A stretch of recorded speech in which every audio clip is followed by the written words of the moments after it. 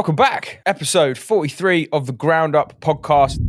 How's the market, mate? How's 2025 gonna pan out? Corporate landlords in the UK currently hold 116,700 rental units. Lloyds Banking Group have 60,000 rental units planned. Greystar, 50,000. Blackstone, 30,000. The John Lewis and Partners, 10,000. And there's a list of others. So there is opportunity out there. It's just, maybe it's not in the UK. That's how fucking mental this country is getting. Starmer did just come out and said, build, baby, build. She's obviously never been through a planning application. Why should I need planning? No, you'd end up in fights. Maybe, but I mean... Definitely.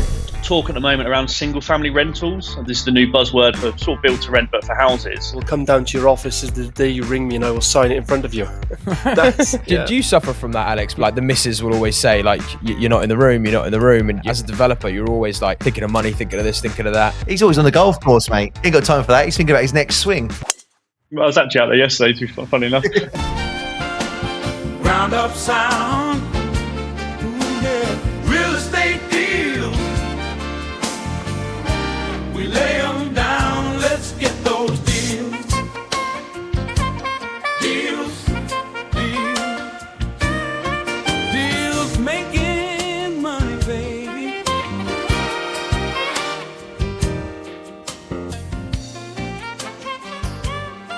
Welcome back. Episode 43 of the Ground Up podcast. In this episode today, we're going to be going through market updates on construction and delivery and the kind of pains that some people may be feeling right now. We've got our good friend of the podcast, building surveyor Alex Hearn, who we'll come to shortly. And he's going to help walk us through some data that we're seeing from the markets. And then we're going to talk and hypothesize about how that may be affecting developers and contractors. And we're also going to look at the increase in regulation and other things across the board, which are just changing the ownership landscape for build to rents, big corporate landlords coming in, hundreds of thousands of units getting built. We'll just talk about the impacts on that on SME developers, bits and bobs. But yeah, it'll be quite a technical episode, quite detailed. Good on the market and construction, so make sure you enjoy. And for any new viewers, we are usually for property developers, where we're missing Jack Jiggers today. Jack Jiggers is out skiing at the moment. So instead, we have Alex Hearn with us from Horde, building surveyor practice. This man knows everything there is to know about details, numbers, all that fun, juicy stuff. So we'll dive into Alex shortly. We've also got Dorian Payne, big man, social housing developer from Wales, Stuart Wyeth, who's just, it is Wyeth, isn't it? Not Wyeth. It's Stuart Wyeth. But yeah, Stuart, I'm American. It doesn't matter. I had a guy yesterday who watches the podcast. He's like, you've got to tell Ryan. He calls you Stu. Yo, Stu. It's like, you're not from New York, man. But yeah, it doesn't matter, mate. Stuart Wyeth. Yeah. Stuart Wyeth and myself, Ryan Beaumont. And yeah, we talk about all property and business every week on this podcast. So hopefully you enjoy.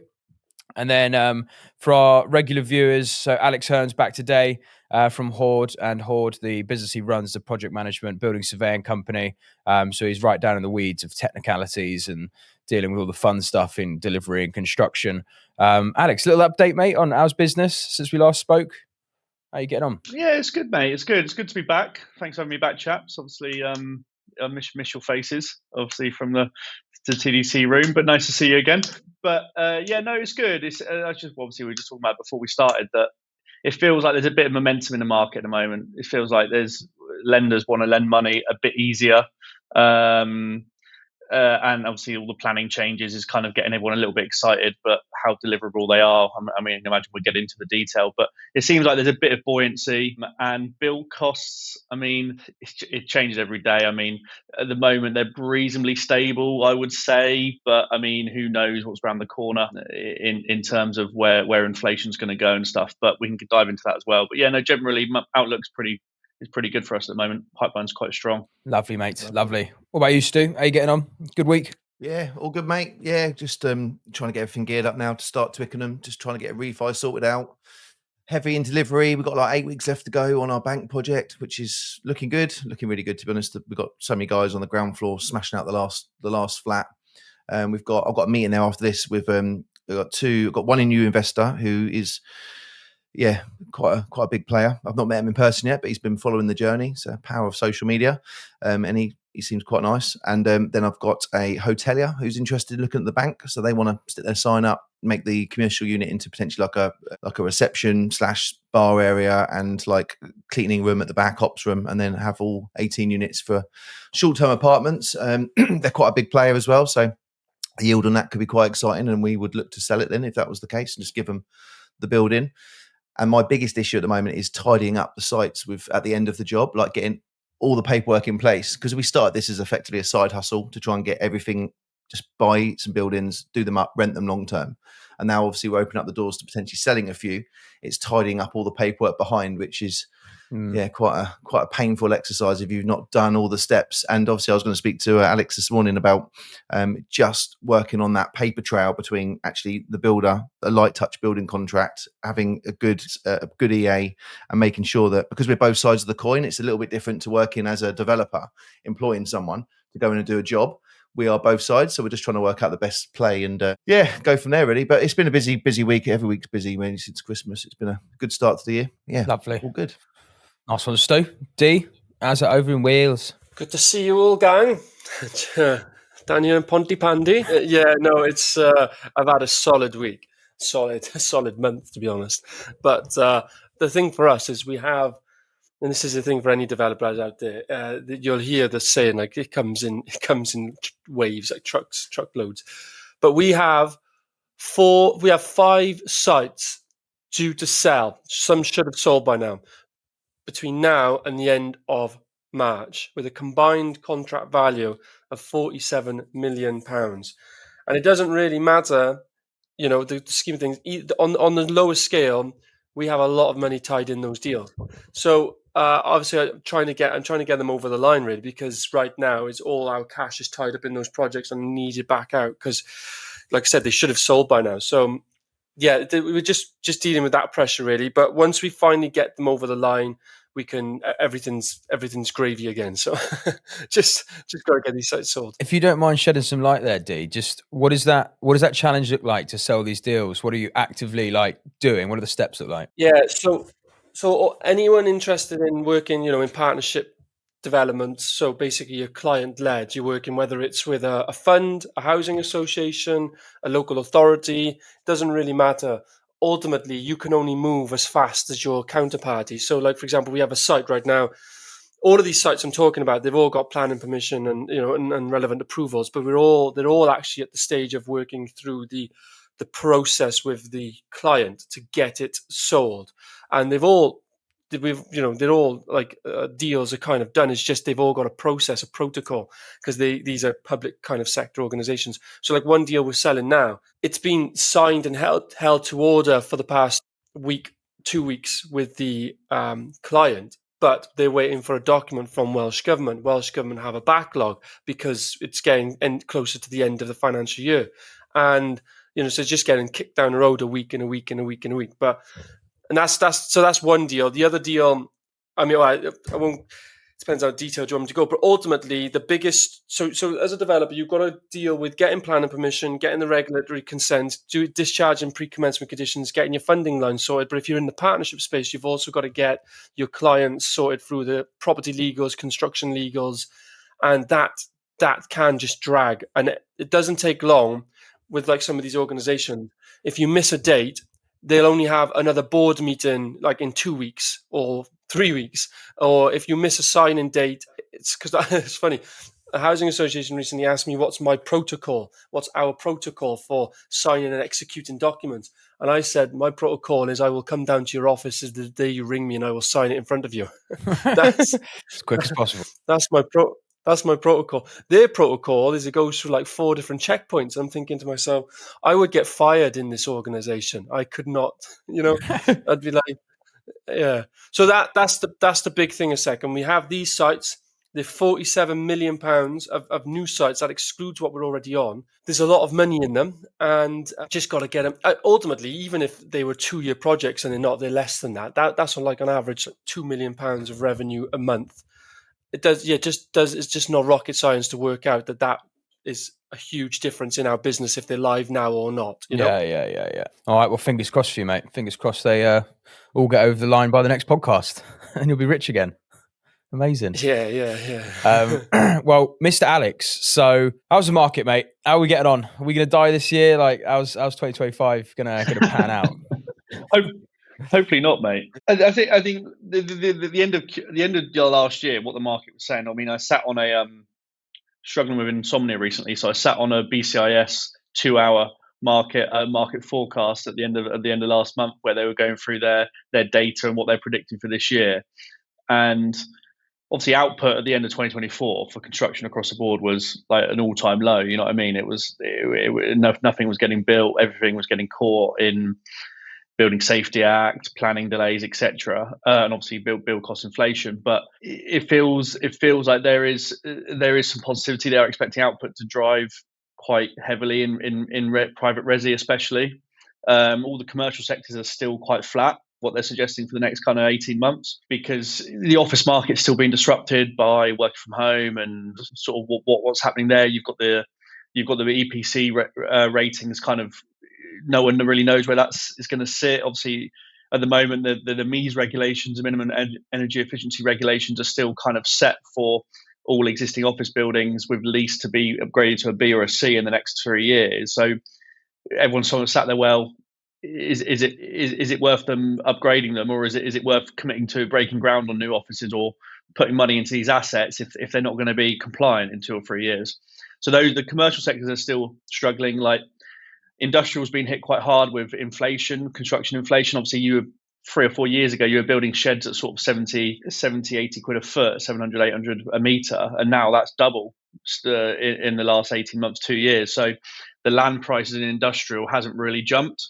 In that market, you've got a lot of the big data centers and the distribution hubs that obviously AWS, Amazon Web Services, and the like, that they are driving premium rents and making it work. But for those UK manufacturing businesses, it's quite hard to make the sort of land deal stack. So you're still sort of seeing the land prices really hold up the market in that end. But obviously the noises that the government are making around the planning changes is getting house builders excited. There's a lot of talk at the moment around single family rentals. I don't know if you've heard of this. This is the new buzzword for sort of build to rent, but for houses, where a lot of funds are coming into the market for basically forward funding housing developments to be acquired by funds who are going to obviously hold them and rent them.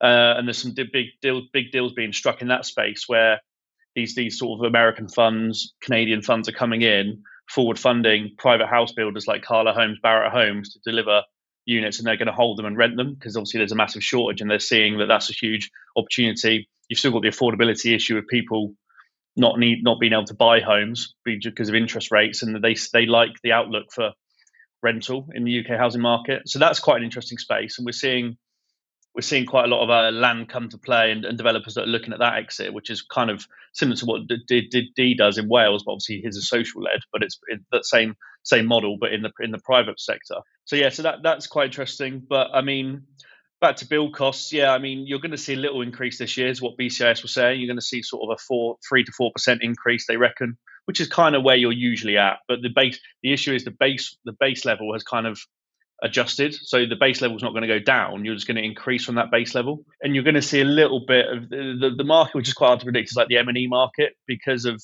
the one sector that's going to grow quite quickly is data centers. Like, they're saying data centers are going to grow by 40% this year. That's going to put a lot of strain and pressure on M&E trades. So M&E, mechanical, electrical, materials in that space is going to inflate because of the demand, and there's not enough labor in that space. So Alex, that's on that the point, area which is going to be a bit tricky. on that point, it does surprise me why data centers and why people would want to set up data centers in this country when electricity and energy costs are like 4 times more expensive than other, G5 countries. Like, why is that? I don't know really, but there's some the government are coming out with some big plans to upgrade infrastructure. There's a big plan at the moment to make the Northwest a bit of a hub, and they're bringing in a new power line from, I think it's somewhere, obviously Northern Europe, but they're bringing it into this is going to make you laugh, but they're going to make Blackpool the hub for data centers. Because at the moment, the data centers in the UK is Slough, Canary Wharf, and there's a little bit up in the Northwest. But what they want to do is push more up the Northwest. I think Slough is the data capital center of Europe. I mean, you drive around Slough in the summer, and you can hear the buzz. Like, the town reverberates, because you get all all the mechanical ventilation, all the cooling in these data centers. You can actually feel the vibration. But obviously that's getting quite saturated, and like you say, the capacity is an issue. So they're looking to open up and invest in other areas, like the Northwest is the target, to bring in a new power line under the sea into that area. I heard this story because I believe it's the Crown that own the beach where that power line's coming through. So they've got to pay some huge rental sum to the Crown to just have that line go through there year on year, which is quite interesting.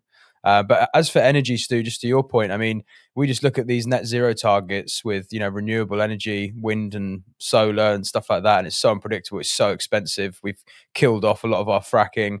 Our nuclear power plants have taken so long to build. Like Ed Miliband's policies are just driving us into, we nearly had blackouts not that long ago.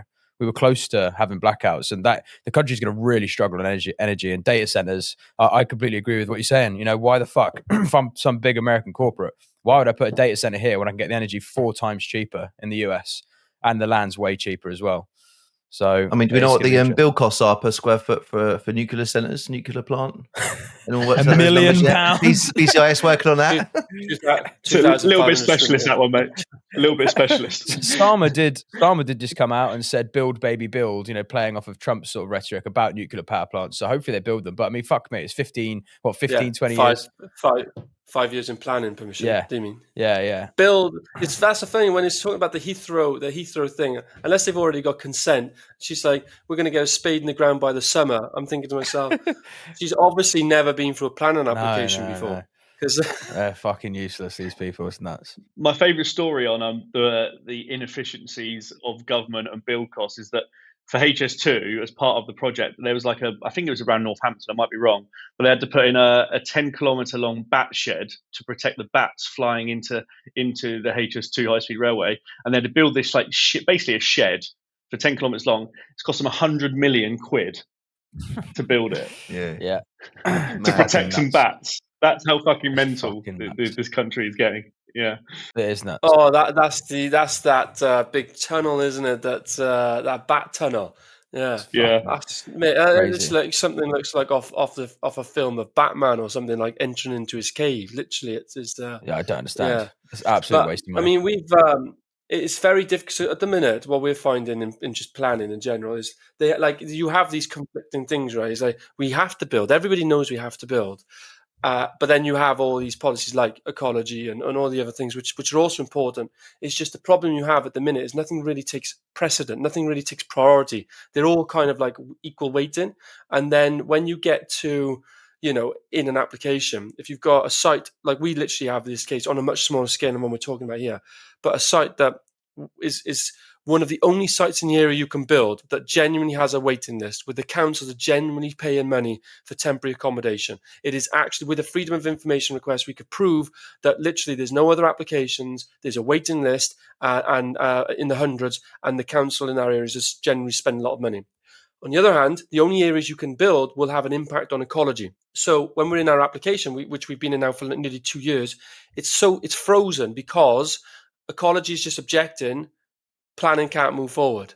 They can't. No one's taking it forward because they're literally equal. Even though the council, it makes no sense really to me, because if you zoom out the map, this is surrounded by ecology. So it just needs a little bit more common sense. Basically, a bit more priority of that. But I think we've been banging the same drum for years, to be honest. So. We've had a funny one in Darlington.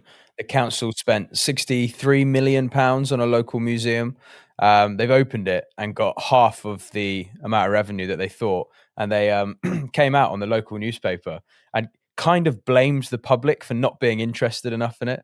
And it was just like, you absolute morons. Like, they're worried they're gonna have to close it down because it's not getting the revenue it needs. And it's like, you spent £63 million of our money on some project that, did anyone really care that much about it? It's kind of nice for the town because it is the founding of the railways, but you can't blame people for not wanting to use it. It's not how the free market works. It's something funny. I was on Instagram Reels, and sometimes you can get trapped into those, can you? But and a video came up of a baker with a eco-friendly packaging and stuff like that, and I went straight to the comments because I kind of knew you always have really different opinions. One of the first comments I seen, which made me laugh, he said, "This is explicit. F the packaging, what's the price? Because you didn't say the price on there. It's obviously, and that is really what I would say a majority of people, not maybe as extreme as that, but whilst they care about things, they also won't go and make the effort to go and spend money in those places and do those things, you know? It's just done, but also bear in mind our council's so understaffed and they complain about it so much that they're understaffed and all this. And I'm like, how much staff could you get for 63 million? Like, how many staff could you have for the next 10, 20 years for 63 million quid? It's just this. I can't believe we allow our Well, councils to spend that money. I'll work that out now for you. £65 million, divide that by 10 years, is £6.5 million a year. And the average salary, call it 50,000, and that's been generous, is 130 staff, extra staff for that area, basically, every year for 10 years. Yeah. So It's phenomenal, mate. It's phenomenal. I don't know why we let councils speculate and spend this money. It's public funds. It just Well, the needs worst thing massive is bring back. that 63 million they've spent, they've not had the money to do it. They've borrowed it. Yeah. So they borrowed it. So now it's the debt that's being paid off by the tax, Yeah. not the money. The money will never really get paid off.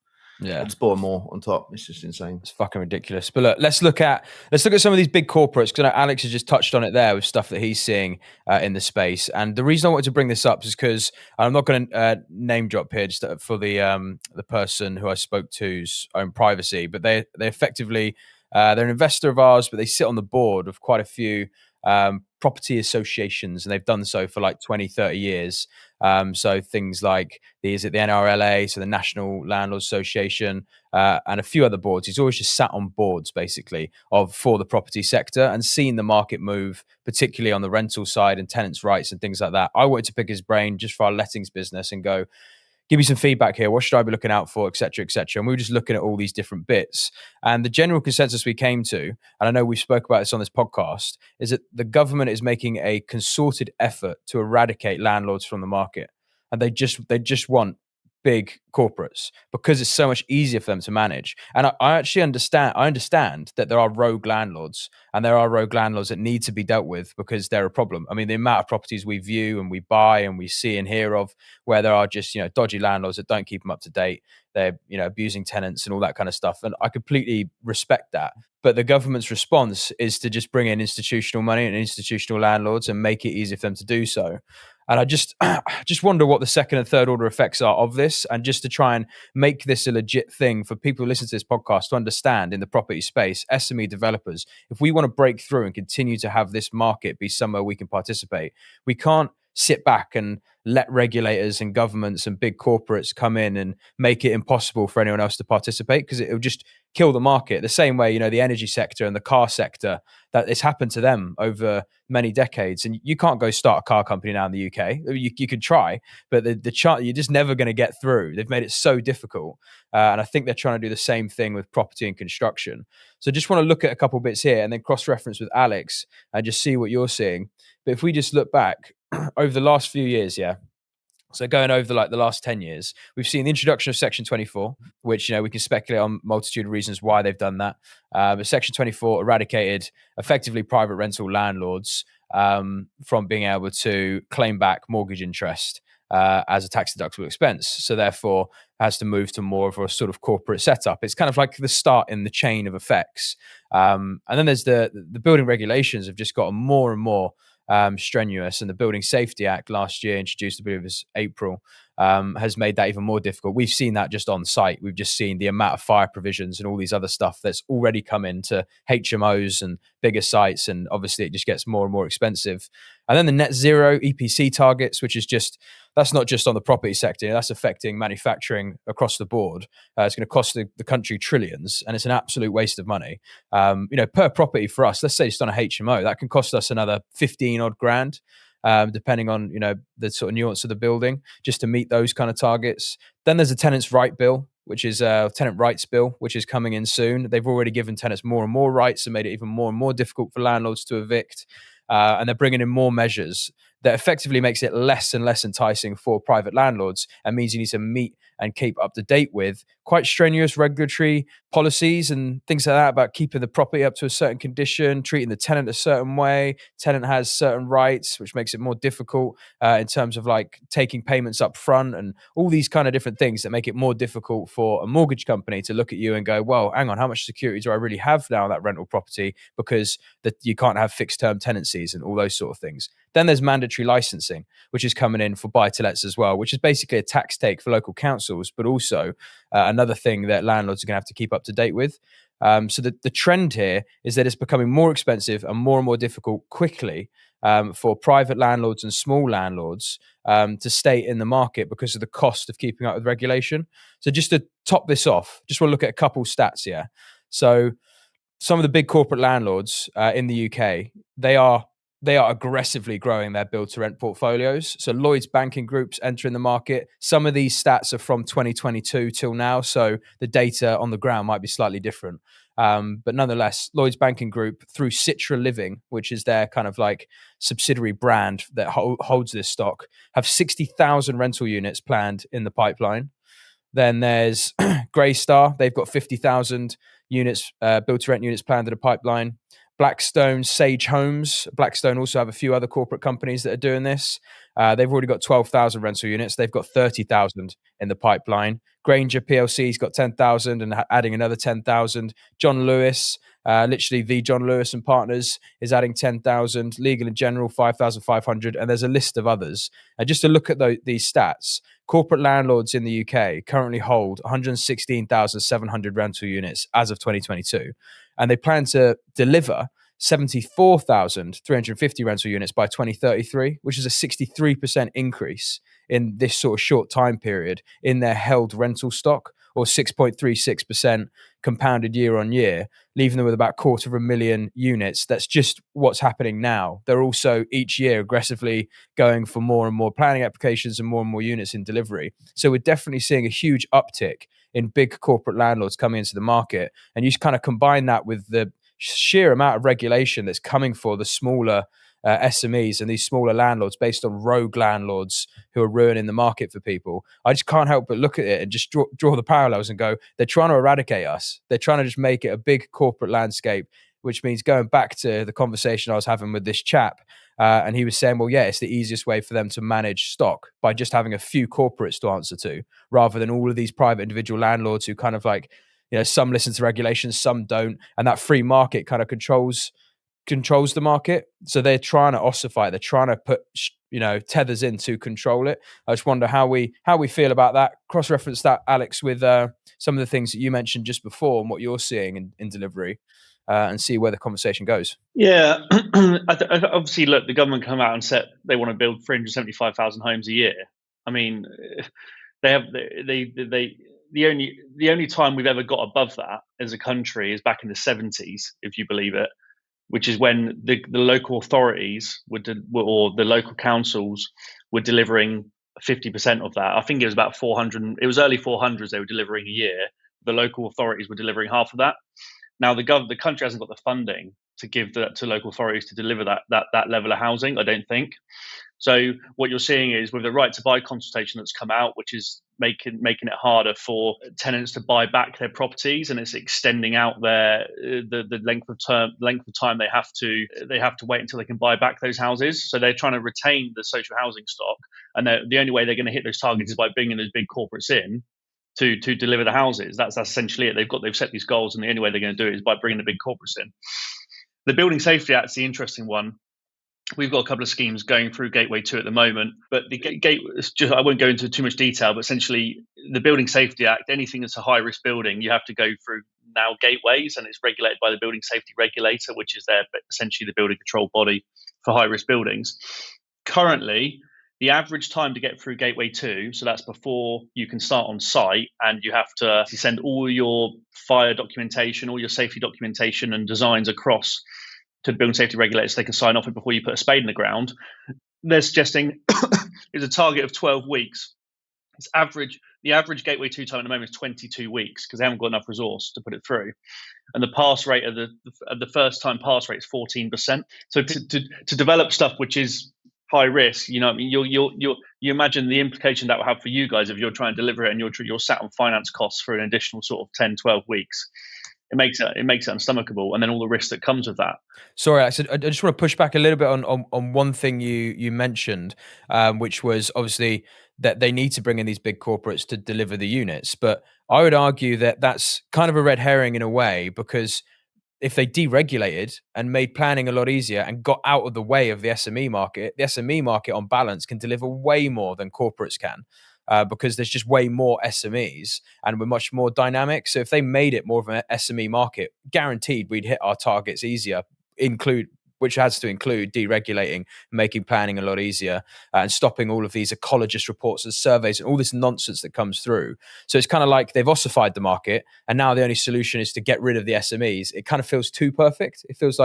It just feels like what they've done to the car industry and other industries, where when they're kind of critical infrastructure to the country, they just make it harder for the free market to participate, because then they can have more control. I'm not saying there's someone behind the scenes going, let's get more control. It's just the nature of, a busybody regulatory state that just keeps moving in one direction. I don't know if you've got anything to kind of say about that. Well, it's interesting to see what Trump's doing, isn't it, in America? And he's obviously proposing to deregulate everything, take back control of an efficiency. And it would just be interesting to see if the government in this country would be open to the same sort of thing. But I feel like they're so far down the road, taking the net zero and EPC stuff, for example, they're so far down the road with those goals and and they're at the center of all the policies, really, the net zero and the EPC stuff, that I can't see them turning away from that. I can't see them negating that. And they're talking about reforming how EPCs are done this year. They're talking about the future home standard, reforming how EPCs and SAPs are calculated to make it more efficient. But I can't see them coming to the same point of where they are in America, of just kind of deregulating for growth. Yeah, not that a new government. With the EPC point, do we know that if the EPC done today based on the electricity that's provided by fossil fuels for where the fuel comes from, or is it just relating to the house? Because ultimately, if we get all of our energy from fossil fuels and we go greener technology, surely EPCs will improve over time. Another developer friend asked me the other day, I listened to his podcast and he said it on air, and I'm thinking, is there any weight to that? So if we're going to clean up our fossil fuels and actually invest money in better energy, cleaner, greener energy, that will in turn improve EPCs anyway, which they control. Yeah, so this has come up before. So we do, every site that we do is EPC A rated, and but the thing is, you can be EPC A rated and very carbon intensive. So like we've got masonry and concrete buildings that are EPC A rated, but their carbon intensification is massive. And equally, we've got timber frame buildings that basically it could be EPC B rated, but a much better impact on carbon than those EPC A rated buildings. But obviously, we get them to EPC A using the standard now, effectively build methodologies and technologies like PV and solar assisted air source heat pump cylinders, etc., low air tightness and increased insulation, and you're pretty much there. So, but I know they've been talking about SAPs recently, because a few years ago it was very much like you said. We would build sites where when we had the SAPs calculations done, if you said you was building an electricity, and obviously now everything's 100%, we also build 100% electric now, you would get slammed on the EPC rating for being inefficient. This was a few years ago, and then obviously gas central heating was better. Then they made some change, and now electric is fine, effectively. So they are factoring into the decarbonisation of the grid. But I also know that it is quite flawed, and they still have more work to do to make it kind of reasonable. But I still think efficiency is fine, but there's no weight right now on the carbon intensification in that calculation either. To build the home. So that's also, they're just not looking at that. But I think they will look at that once in the immediate future, personally. Yeah, because I think the issue they've got at the moment with the EPC and the SAP process is that it's harder to get a conversion or reusing an existing building, retrofitting existing building, sort of stuff you're doing, Stu, sort of taking existing buildings, bringing them back into purpose, using them as residential. It's harder to get to an EPC A in those areas than building out the ground, which, as Dorian says, is much more carbon intensive in building new than repurposing existing buildings. So the whole system is flawed. So what they're trying to do is realign it so it's more balanced, and it's easier to take in the carbon output into play, and sort of saying, well, look, it's got to be incentivized. It's got to be easier for people to deliver quality, sustainable homes from existing buildings. Just, I think on your point there, Alex, like, because we're taking an existing building, to knock a building down and rebuild it for the ESG credentials, it should be looked at as repurposing is actually doing, a lot more benefit than hindrance. But the problem is that when we're going for planning now, we're getting BREEAM, we're getting we have to hit excellence. But the limitations on an existing building to hit excellence means you're losing so much NIA and you're having to do so much work to it. There's always a balance. And I think that it's just so messy and intertwined that if they just deregulated and let commercial decisions, if I was to build a poor performing building that's not going to be in alignment with what's on the market, I'm not going to hit the market rents that I want. So I think that they should, with conversions, they are a lot more easier than new build, I would say, because obviously just the regulations and the way they look at building control on a conversion. But I think the council just make it so difficult. And these things take so long with the council, which I know we always go back to planning. But just with the BREEAM excellence, it's one of those things that there's always a compromise on existing stuff. So there is planning. It is planning, but it is. I always come back to the regulation by the council. Yeah, the regulation as well. Like just in the build, as in building regulation. Like there's a building here, and it's right in the center of the town. Yeah, this big end of terrace. It's like basically 3 terraced houses knocked into one, and it's a commercial ground floor and offices above. Banging location, ideal for new apartments for the town. The town's desperate for new apartments in that kind of location, and there's quite a few other stocks sat there as well. I've looked at this deal for a year. It's a year it's been sat on the market, gone back and forth with the vendor. The vendor bought it for about 400 grand back in the day. They bought it, their solicitor, they were an owner-occupier, so they used it. And the ground floor is 2 commercial units, they're fine. But upstairs, it's just this rabbit warren of offices for these solicitors. And you just cannot make it stack. It just won't stack. He's never going to get his 400 grand back because that building's worth about 1.2, 1.3, and you need to spend about 750 grand on it at least. That's just on the build cost. Then there's the soft cost of the financing costs and things like that. And I've been trying to explain because he's gotten more desperate, this vendor, and and they come back to me and said, is there anything you could do, or we're just going to throw it in an auction? And I said, look, what you're not understanding is what you bought the building for, based on what's happened to the appetite for commercial stock, i.e. you're not going to get another tenant that wants that kind of rabbit warren office upstairs. It needs to be converted. And the cost of conversions now for residential and meeting these kind of EPC targets, fire provisions, acoustic provisions, and all this shit is so expensive that it's just it completely downvalues your building for any developer appetite. Literally to the point where he wants 450. I can't justify spending more than 100 grand on it. It just doesn't make sense to spend more than 100 grand. And I'm seeing that again and again and again because of building regulation, which is then holding back stock because he doesn't want to sell it and make a 300 grand loss. So there's all these kind of moving parts when it comes to overregulation to meet EPC targets, of which we're a country that's like 0.1% of the output in the world. Like it's just so stupid. But do you have anything to add to that, Alex, when it comes to retrofits compared to, just for like our viewers listening as well, just understanding the differences of when you have to do a retrofit and try and meet these new targets compared to new build, and just where the complications and the difficulties really are? Well, the issue is that every planning authority adopts certain, they have policies around sustainability. So there's certain planning local authorities will adopt BREEAM, others will adopt Code for Sustainable Homes, although that's kind of not relevant anymore. But we still see that weirdly. You still see reference to planning applications with Code for Sustainable Homes, although it's not actually adopted anymore, but which is bizarre. So you have all these, coming back to your regulation point, you have all these planning authorities consenting stuff and just putting a condition on there, and they don't understand the implication of what that condition is. You know what I mean? Like the BREEAM, like that, all that sort of stuff. And when you come into conversion stuff, I imagine you've done it, Stu, as a live case. But when you come into conversion stuff, you get the consent. You've got the consent of a GIA. You've then got to line the walls. You've got to make room for a communal plant area. You've got bin store cycles, all this sort of stuff to get to increase communal offering.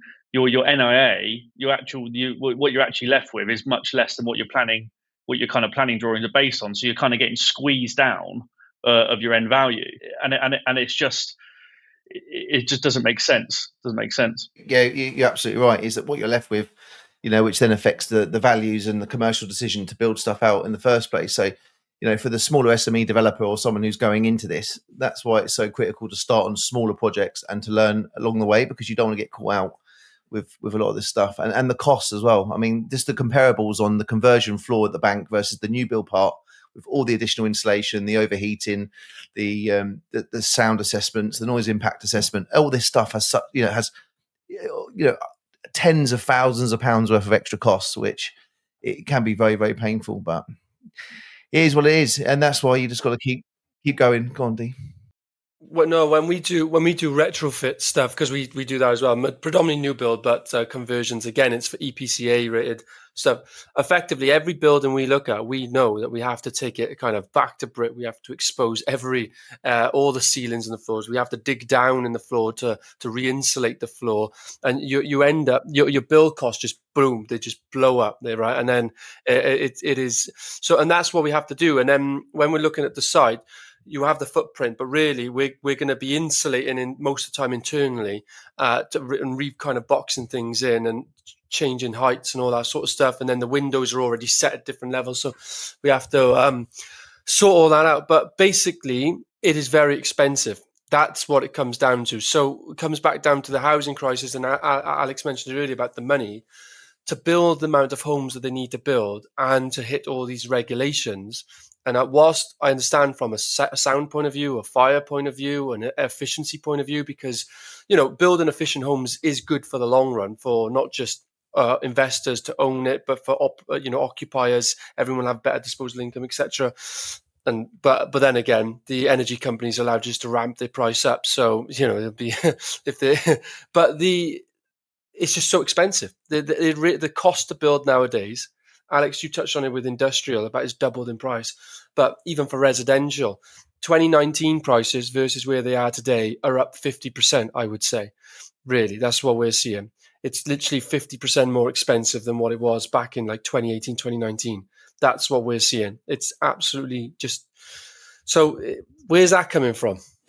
Well, there's an element of inflation baked into that, though, right? Like where they massively increase the currency supply. So there is just if we looked at it on a what's the real term increase on material costs? That's what we kind of want to know. Like, what is the real term increase on costs? And it's certainly going to be a high, but yeah, it's definitely got up, and as it will just over time anyway. But the amount of money they printed makes it even harder, and that's outstripped the appetite for asset values, which means that just every scheme just gets absolutely squeezed from both ends, which is kind of what I think we've all felt over the last couple of years. But yeah, Alex, you got anything to come back with there, mate? Yeah, it's not just material costs, also labour costs. I mean, labour costs are, because of the supply and demand and the shortage of labour. Labour costs are going up. I mean, I was speaking to a contractor on Monday, and he's saying he's paying £400 a day for a bricklayer. Mate, these dry liners are on £400 a day now. It's just insane. It's like, but that's a knock-on effect. I mean, if you go back to that list, right, that you had about all the changes that have happened in recent years, to me, as you're reading that out, I'm just constantly thinking about more complications. It almost stimulates, or it almost puts more pressure on the demand for housing, which keeps the price up, which means that big corporates can come in and build, and they're going to be able to build a lot cheaper, or I think they'll have a lot more control, which effectively keeps the inflated house price up, which just suffocates more and more people at the bottom end of the market. I mean, Ben Beadle was on the BBC this morning, 6:00, chief exec of Nala, and he was saying that these EPC changes that are coming in, it's 4 years before the deadline. That needs to be extended to 10 years. And the big problem is going to be the north-south divide, because if you've got a property that's 90 grand or 100 grand, it's just not going to be worth to spend, as you were saying, right? It's not going to be worth spending that money on those properties. You might as well just sell them on to big corporates who are going to want to buy lots of them or start buying streets again, versus in the south where obviously there's a bit more play in the inflated house price anyway. So it's also, though, every time they bring in a new regulation, they have the unintended consequences, don't they? Like they have that going on in Wales now. In Wales, there's the Renting Homes Wales Act, and there's a court case going on now. It's like a test case because of the wording in the legislation, is that if you've done an electrical condition report for for the electrical report. If you've not actually given a copy of that to the tenant, even though it's been done, what the case is going through is that the tenant doesn't have to pay rent for however long that was been, basically. And also, if any electrical works were done, but the tenant was not given written confirmation that it was done correctly, they also don't have to pay rent, which obviously all this very micromanagement of smaller details, even if you've done it, but you've just not like given them written confirmation, or you haven't physically given them the paperwork, you technically, a case came forward and ruled in favour of the tenants in Wales that they basically don't have to pay rent. That's being appealed at the minute with the High Court and then Court of Appeal possibly. So but depending on that outcome, that would be a massive, massive knock-on effect for everyone, because obviously common sense would tell you that is just ridiculous, because you just, if something is safe and you've just not given it's one of those. But if they rule in the favour that no, if you don't give them the actual paperwork, even if you've done it properly on time, they don't have to pay rent, that's going to be a problem, not just for small people, but for investors and landlords, but for everyone. So it's interesting to see the state of play of where we're heading. Like they're talking about deregulation, but actually more regulations coming in, more restrictions coming in.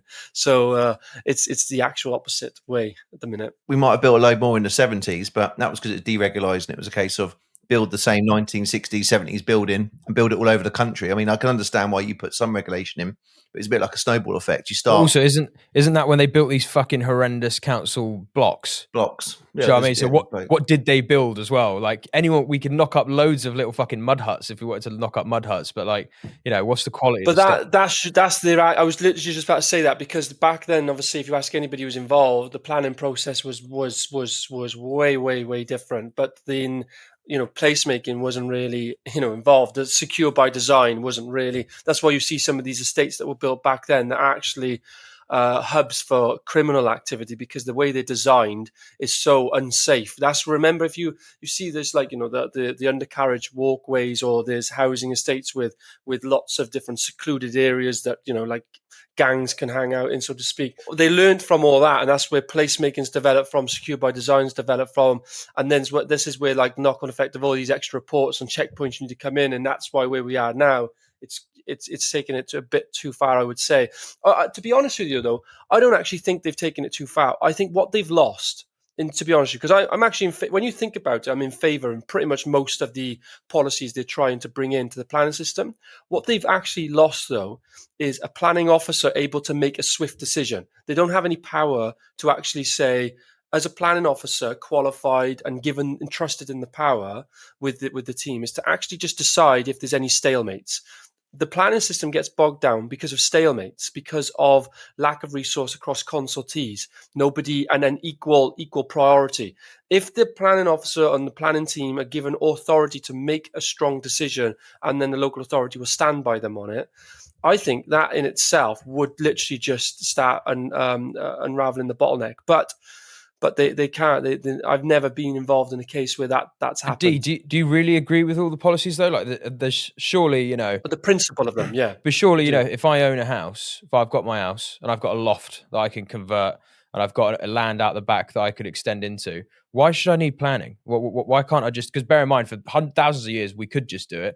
It's quite a modern thing where you don't have the right on your own land to change any. It depends what you mean by. That's where the permitted development is. But if you're going to build a double-story extension that technically is now going to affect neighbours either side, and that is sensitive, isn't it? Otherwise, you will end up with just mass. No, I don't know if it is, because I think this is where the free market will just regulates itself. Yes, there should be. No, you'd end up in fights. Well, you'd end up in fights. That's what would happen. Maybe, but I mean, you could draw. Definitely. You could extrapolate that nuance though to every kind of corner of society and say that we should. And that's their argument, isn't it? Their argument is, in the interest of public safety, in the interest of public discourse, we need to have this regulation. No, but I think if you think about it from a common sense point of view, if you're in a terraced house and you want to extend ground floor extension, you shouldn't need permission to do that. You just permit development. If you already got a loft and you want to convert that, and it's not really an issue. But if you want to then go and extend your double story out way down to your garden, and it affects and start putting windows on the side, and you're looking into everyone's garden, and you've got a balcony on the side,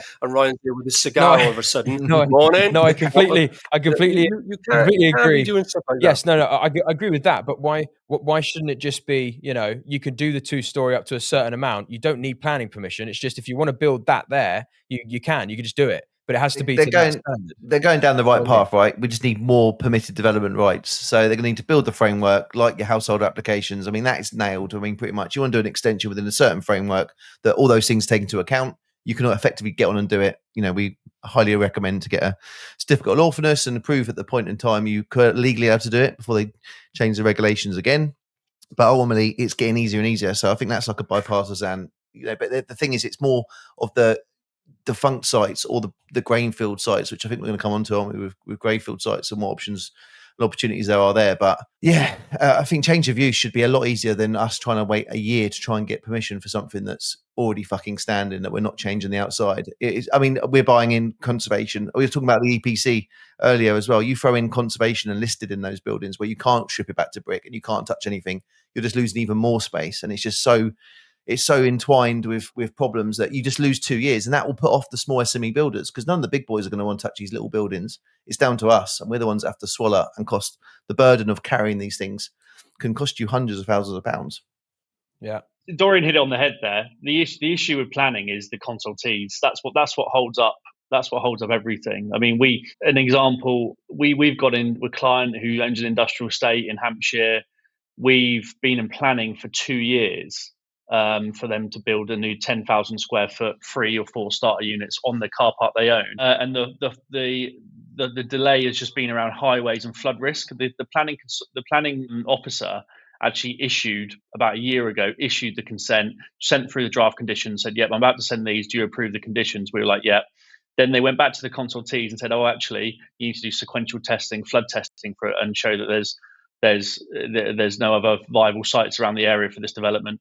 You then had to do a traffic survey on a site they already own. So the planning officer was literally like, "I'm going to approve this," and then suddenly, bang, 2 consultees come up and say, "No, you can't approve this," and we've had to wait another year. We do issue all the reports, go back to comments from the consultees and everything like that. That is the issue. That's the regulation issue at planning, which causes headaches, and it has no implication that the scheme hasn't changed at all. We've just had to literally spend another 30 grand on reports and get them signed off. Yeah. And it's a good point that just to the regulation point as well, just bear in mind, and this is and Elon Musk says this really well with like what's happened, because he's dealing with highly regulated industries. And if we don't deregulate, so if we don't make planning easier and we don't make building control easier, eventually you trend towards everything being illegal, which is kind of what's happening already. Like, I just think about this site we're starting now. It's a bigger site, 22 units, and the amount of things we have to do before we can actually get lads in there that are illegal if we don't do them. Like, actually we'll get prosecuted if we don't do them. Things like the asbestos, things like consulting the highways, getting the highways condition to drop the curb, just all these different things that are illegal. Like, and we have to dance through these things and make sure everything's done to the letter. Asbestos is illegal for a reason, mind. Yeah, I know. I know. I mean, I probably wouldn't have started with that word, to be honest. I know, but how did asbestos get into the industry in the first place? It was a known quantity for a while, and they still let it run through. Like, the same way with cars and seatbelts. There's a whole asbestos scandal, definitely. Yeah, I fully agree with you. And we're just dealing with those knock-on effects, and it's like there's just constantly we trend towards everything just becoming more and more illegal and highly, highly regulated, where it's only the lawyers and accountants that end up with jobs, because for the rest of us, the cost of dancing through these things are insane. And we're at a point now, it's like a precipice now, where the cost to build is so crazy that if we don't start trending back the other way, then we're just not going to build anything. And the HS2 is like almost the epitome of that in the UK. You just can't build shit now. And we used to build amazing stuff. Look, I think that, like, I would agree with your principle. I really would. And I know there's like these nuanced things and there's reasons for them all, but there's I think just comes back down to that lack of poor decision making as well, from really that top down approach. Because when you ever have meetings across different local authorities and they have different approaches and different ways of interpretation, it really frustrates me, because ultimately, as like a business leader, that if you just get everyone in the room and say, "This is how you do it. This is what you need to do," right? Fucking plain and simple. If you've got a delay, tell them. If you don't respond in 30 days, we're issuing the decision notice. If it's ecology versus housing, this is obviously you've got the checkpoint system, whatever that we're implementing. That's what you follow. If you don't follow that, that's it. If you follow that and you're still getting pushback from the ecologist, you can move forward as long as you've got the evidence for it. Go ahead. You don't need, and nothing like that. There is nothing like. Common sense lost, absolutely lost. Well, Stuart, you had I think you had an interesting one, starting to get a bit more technical for Alex. You were talking about how to what makes good developers and QSs and contractor QSs their main duties. Yeah, my question to Alex was basically what makes Horde so great at what you do. So obviously I'm looking at this hedgehog strategy, which we talked about a few podcasts ago, which I will bring it up quickly. But it's basically what is your economic drive, what makes money, and what makes you the best in the world. So basically, what little plug basically for Horde as well, like what makes a good QS, and just basically outline the technical part of what you actually do on behalf of a developer. I just wanted to sort of hear your high level what Horde do to help developers. Yeah, no. So I mean, ethos of our business is that we want to be more younger, more dynamic, more tenacious than kind of other traditional consultants. Obviously, the issue with consultants that everyone has is communication and speed of delivery. So if we can be the best at doing that and have that at the forefront of our mind, that's kind of what we want to do. In terms of developers in specific, where we want to be, I always say to clients that we want to be involved from the day one, because that's where we add the most value. If we're involved with helping you model the cost plan, helping you work the sort of delivery strategy, the build program out, that's where we're going to add most value. Because really, if we're taking on a scheme which is already designed or is already down the line, you're kind of committed to that strategy. Whereas if we're up front and we're helping you outline that strategy, i.e., okay, how you're going to build it, how you're going to procure it, what contractors you're going to use, are the contractors suitable for your funder, for your lender? Is it going to pass their acid tests or their financial restrictions they're going to have on it? And it's kind of piecing that strategy into the development and then delivering it.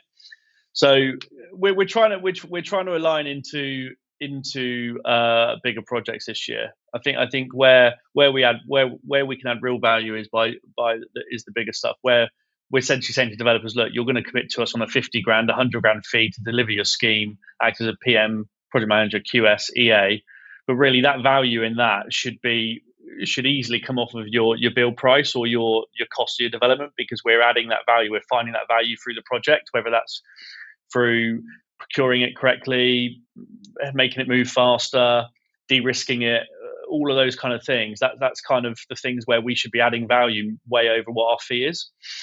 And in terms of what developers we like to work with, I mean, really, we're trying to move into spaces of like £1 million plus, probably £2-3 million plus in terms of scheme size, because that's where we can really make a difference. I mean, in terms of the smaller stuff, obviously, when the professional fees outweigh and they're a bigger percentage, it's quite harder to add that value. And it's almost for us as well, is that, again, coming back to the regulation piece, to deliver 1 or 2 units or 3 units, you have to go through the same processes if you're delivering 50 units. It's just bigger numbers. It's the same with all the fees, isn't it? It's like, it's the quantities of scale. It's like if you're going to do a 6 or 7 unit scheme and you're spending 60 grand on architect's fees, you might as well do a 20 unit scheme, a 30 unit scheme, and pay 20% more, because it's not double the amount of work for the amount of schemes. So yeah, that's where we're finding that actually looking at the 2-3 million purchase price now to get to the 10, 12, 13 million GDV. You've got to go through these steps as a small SME up to a medium-sized business. You go in at a big job and you don't know what you're doing, you're gonna fail. I'd slightly caveat that, just because we do quite a lot of quantum. Well, we do a lot of quantum, and I give our architects a lot of work, so they give us very, very good rates and good payment terms because we're giving them a lot of stuff. So you can still do small stuff at scale, but I think you need those like unique partnerships where you're offering a lot of value. Yeah. Or the consistent workflow for them to build it into works, their pipeline, baby. That is what it's all about. Bigger your pipeline, the more leverage you have with your supply chain and with your third party consultants and contractors, and it just help with economies of scale. If you can't go big on sites, you can at least go kind of broad. If you can get those right partnerships in place, I think does work. D, you haven't spoken for a bit. What are you saying, mate? Give some nuggets. Can you repeat the question? What were you What are you really having for thinking lunch, about, Steve? mate? Yeah. What are you having for lunch? Yeah, that's the problem in this thing. Well, as soon as you get a 5-minute like quarter break, then your Mind head just starts goes straight to running. something else. Yeah, Yeah. yeah. Do you suffer from that, Alex? We talk about quite a lot on this podcast, like where you could just end up like the missus will always say, like you're not in the room, and your mind's just kind of going everywhere. As a developer, you're always like thinking of money, thinking of this, thinking of that. Is that the same for you and what you do? He's always on the golf course, mate.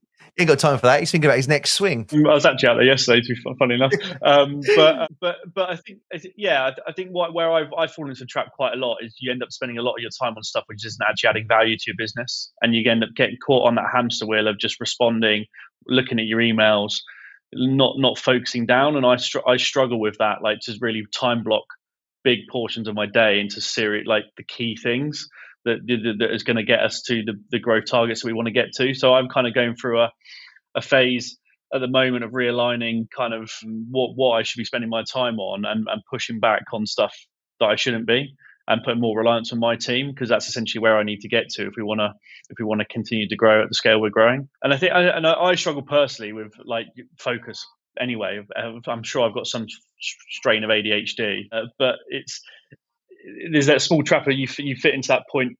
You see an email come in and you're like, oh, let's just respond to it quickly. It'll take less than 2 minutes, I'll just do it. But ultimately, if you continue to do that all the time, you're always going to be responding to people, and you're kind of setting yourself up to fail. So you're kind of trying to be really sort of hands off on the day-to-day stuff and look at the bigger picture stuff. I made a change in I think it's October last year, and I turned my email notifications off on my phone, and it's just so much better because it means that I only check my emails when I've gone, cool, I'm going to check my emails now. Because before an email come through, you do that thing where you read it twice. I read it on my phone on my notifications section and read the first bit and go, okay, do I respond to that now? Yeah, okay. Then I open it up again and then read through it, and then I'm like, okay, do I respond now, or is this an email that I'll need to read again later and respond to? I just found that dance between my phone. I was just like, if I turn off notifications, I'll just sit down for an hour when it's appropriate for me, and I'll tackle them. And I'm half thinking about doing the same with WhatsApp, but WhatsApp is a bit more. I don't have any notifications on emails, WhatsApp, or social media, so I don't get any notifications. So the only notifications I do have on is for text, because I very rarely get text. It's just any people who. That's why I ever say I am very active anyway, so it doesn't take me long to respond, because I do check, but I had to turn the notifications off because at one point I was having like 100 emails a day, lots of WhatsApps. I'm in different groups, and I just plus all the social media stuff. You're like, ain't nobody got time for that. Ain't nobody got time for that. My assistant at work has got access to my work email, and basically every evening she'll literally WhatsApp me a screenshot or the title of the subject to say you need to reply to these 5. And everything else is just noise and just disappears, because there's 200 a day that come through, and you can constantly turn off, unsubscribe, and people you don't need to talk to, and people who just want to get some of your attention, and they just take up too much of your time, especially when you get home now and you've got 2 kids to look after and the wife wants to go to the gym. You've got to focus, and I've got to finish at 5:30, which means I'm so much more productive between sort of 8 o'clock and 5 o'clock now, where previously, as mentioned before, like you could work till 8, 9, 10 o'clock and not have the distractions. So I just got someone constantly monitoring my emails and just tell me the top 5 or 6 I need to deal with today. The rest is. I'm not gonna lie, mate. That's a progression I want to make this year, is to bring in an admin between myself, Dad, and Robbie, who could just pick up on emails. So just the amount of time you just end up sinking into reading long-winded emails, which is back to Alex's point, and you're responding and you're getting, someone's got to do it, but it's not adding any value to the business, and you just almost sit in a position of, okay, I'm meant to be leading this business and growing this business. Spending an hour on this email right now is not a good spend of time, and you just extrapolate even that the urgent ones, I'll get a phone call or the phone will come through, and I'll WhatsApp a text back to say, can you just say A, B, C, D, and E, and send it this afternoon, thanks, and it will just get done, which is great. Which you need a good team to do that, and people who want to motivate you, but they know your time is better spent on other more urgent tasks than sitting in front of the actual computer, being physical station writing stuff back when it's so easy and they're so fast at doing it. And soon I'll be talking to an AI bot. It'll just go, look, can you just have this reply? Or it'll actually come up and prompt you and say, this is what I'm thinking you should reply. Can you sign it off? And you go, yep, and it's gone. Yeah. And it'll just be computers talking to computers eventually. Yeah. I mean, that's happening this year. I mean, the agentic AI. I wonder if that's something you're looking at over there, Alex. Are you looking at the kind of agent space and what's coming out there? What do you mean by agent space? So there's now so not just the chatbots, but you can also instruct a chat agent effectively to go and perform tasks on the internet and perform and just do things like a staff member would. And this year they think that's going to be the new kind of frontier in AI. And obviously for someone like yourself who's got a lot of work behind a laptop and behind screens and staff behind screens doing all these tasks and reports and stuff like that, it's going to be quite disruptive. We're trying to use tech more and more, especially on the survey side of the business, where it should be pretty light lifting with the going out to site, capturing the data, putting it onto the system, putting it into our CRM. We're looking to try and streamline the processes so that like the delivery is really easy. And I think that's another thing where I need to carve more time out really into looking into the systems and processes and enabling tech in the business. I think what's really interesting, and I'm speaking to a lot of other professional services businesses that are thinking about doing this, is that the outsource model to South Africa, to overseas people, Philippines. looking at moving their sort of office function overseas, because employing people is becoming harder and harder. The cost of employing people is getting and everything around that is just getting harder and harder. And if you can outsource effectively into kind of an overseas model where your kind of office and head office and admin function is done overseas for a third of the cost, and you haven't got all the HR liability and all of that kind of all the headaches that come with that's really going to grow. I think in the UK, I think a lot of businesses, professional services businesses I'm speaking to, are really looking at doing that. Pushing overseas. Yeah. Talking of AI and Instagram, last night I went on my Instagram and there's this fella, I can't remember what it's called, something about Polo or Polo Kid. And all he does is he picks up women. So he just goes around randomly and just talks to women. And then they come up with an advert for, it was called Wingly or Wing AI, I think it was called, where you basically screenshot the message from the girl, you put it into the Wing AI, and it will then give you 3 or 4 different responses to basically hook up on a date. And so he was just using AI all the time to like, he would start a conversation with someone. He'd randomly just screenshot the screen, put it into AI, and it would give him 3 or 4 responses. He'd choose option 3, send it back, and get himself a date. I was like, man, AI is just everywhere. Yeah. I was speaking to a solicitor yesterday, and they said that they've got a new software that's just been starting to roll out through their firm. It's quite a large firm. And he said that it's basically like what you do with ChatGPT, but they've obviously built some form of large language model in the legal sector. They drop leases in, etc., and the AI model comes back and in their kind of report on lease template pre-fills it in from the dropped lease, rather than the solicitor themselves having to read the lease themselves and go through.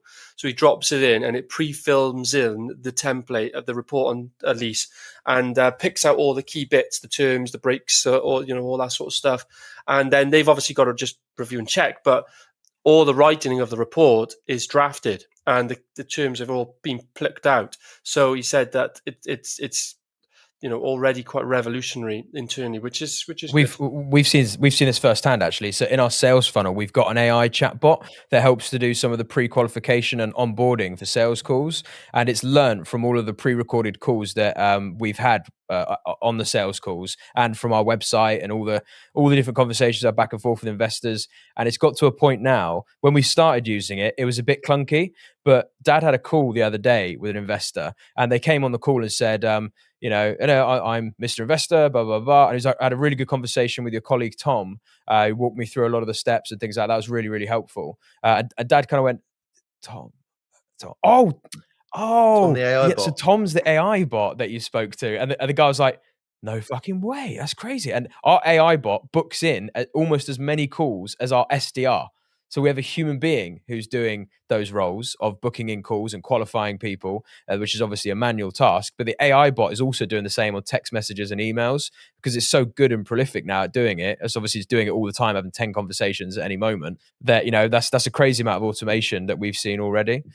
So let's finish off this episode just in the same way we sort of started it, just maybe to thinking about these different effects and kind of incumbents coming into the space of property development and how it's sort of leaning towards a bigger corporate landlordism type of space. We're seeing SME developers kind of trend off over the decades. We're now, I think, sub 20% in delivery.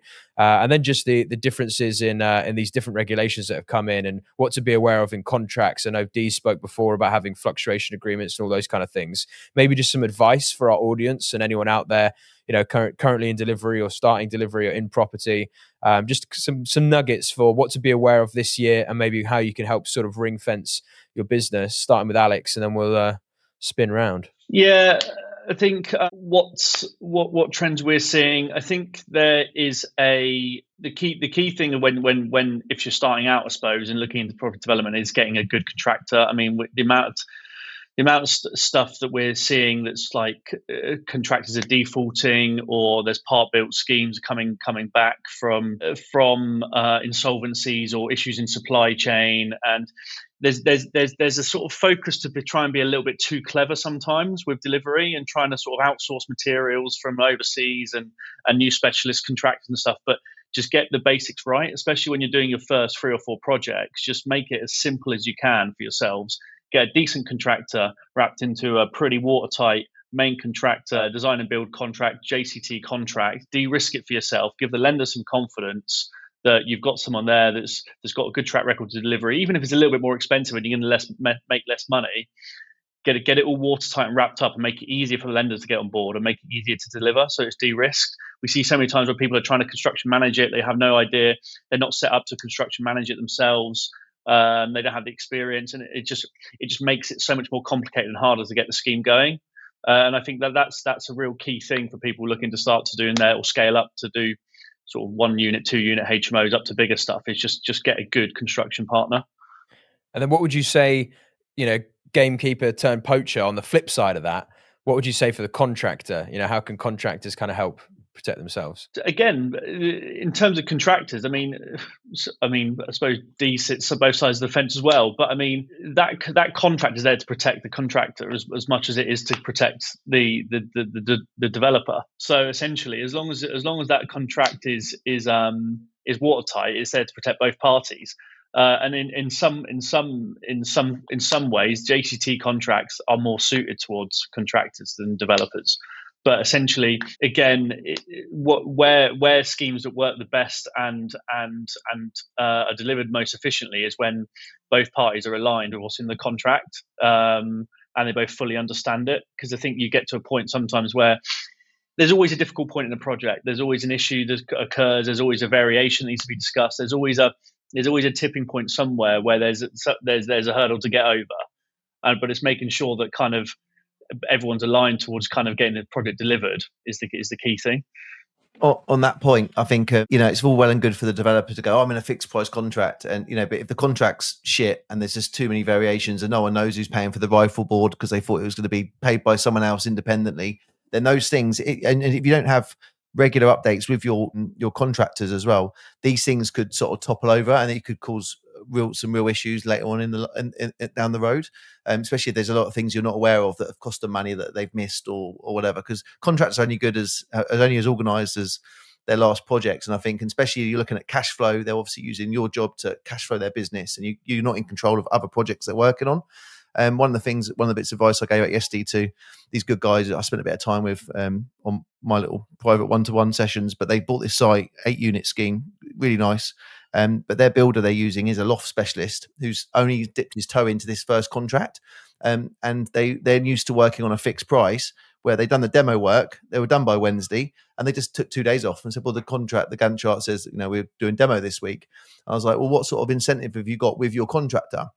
Because they're borrowing money from the bank. I'm like, the quicker you can get this built, the more money you're going to save at the back end, which is the most expensive part of the finance plan. So what deal have you got in place where, if they bring it in 4 weeks early, give them 1% or 2%. If they bring it in 5 weeks or 7 weeks early, give them 3%, because it's going to save you so much more money at the back end for them to be totally motivated to be on your side, to steam through this and get your critical path a lot further reduced than it is for them to take 3 days off right at the start because they've done the demo a few days early. They've worked hard for 2 days. We'll have 3 days off, thanks. I mean, that's just mental. So it's just working with your contractor and making sure you're both you're batting on the same team. Incentivize them to finish, yeah. Definitely. And what would you, is that your advice there, Stu, for people this year and what to think of?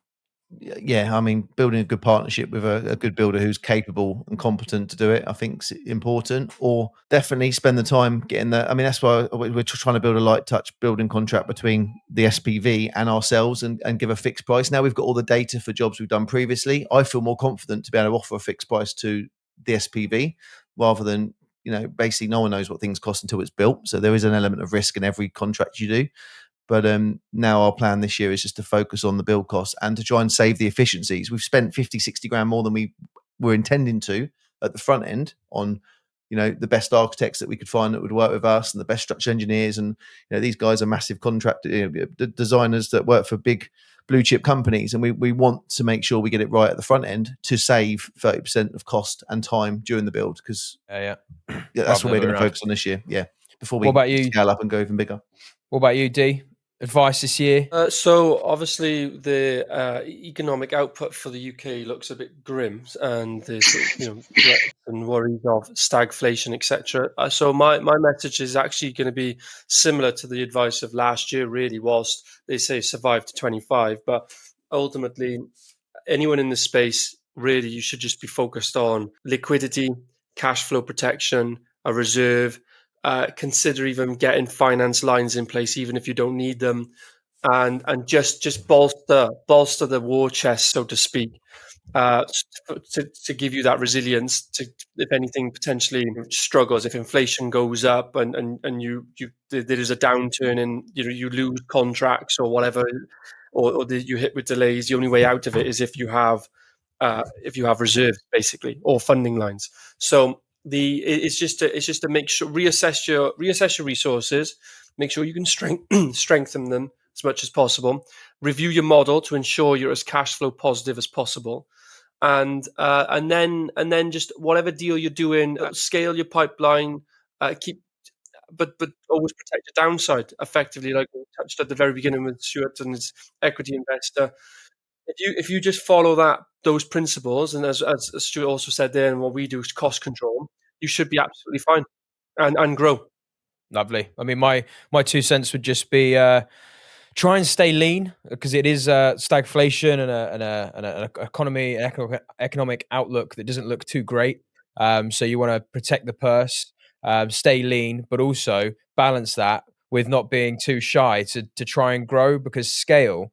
Going back to the conversation I had with the chap who gave me the advice on the incumbents coming into the space and things like that. The general advice is that scale is your friend. If you are big, then you have the capacity to manage these increased regulations and overheads that will come with remaining compliant and competing in the space. So you've got to balance those things with being lean and frugal and saving where you can, but also not being shy to actually try and grow still, be prosperous, because most millionaires are made in a bad market, and we've definitely seen a bad market. So there is opportunity out there. It's just maybe it's not in the UK, maybe it's somewhere else. But yeah, anyway, I think that brings us to a hard stop for you, Stu, because you got to shoot off, didn't you? Yes, I do, mate. Thank you for coming on, Alex. Enjoyed it, chaps. Apologies about the internet. I'll have to go and sack the IT man. Whatever you do, definitely have a word with him. Just don't Zoom call him. Anyway, big love though, guys. Big love. Thank you for listening. We release these episodes every Thursday at 5:30 a.m. on Spotify and YouTube. Subscribe, man. We're trying to give as much free value as possible, so make sure you subscribe. Share the episodes with anyone who you think may benefit from listening to them. We want to grow this podcast like a motherfucker this year. So thank you for anyone who's along with the ride. And thanks, Alex, for joining us today. See you next week. Ground up sound. Ooh, yeah. Real estate deals. We lay